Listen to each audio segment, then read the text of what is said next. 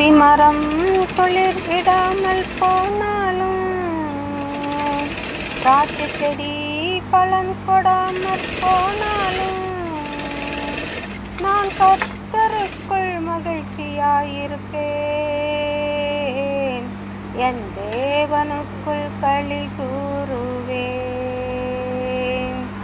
நான் கர்த்தருக்குள் மகிழ்ச்சியாயிருப்பேன், என் தேவனுக்குள் களி கூறுவேன். மந்தையிலே ஆடுகளின்றி போனாலும், தொழுவத்திலே மாடுகளின்றி போனாலும், நான் கர்த்தருக்குள் மகிழ்ச்சியாயிருப்பேன், என் தேவனுக்குள் களி கூறுவேன்.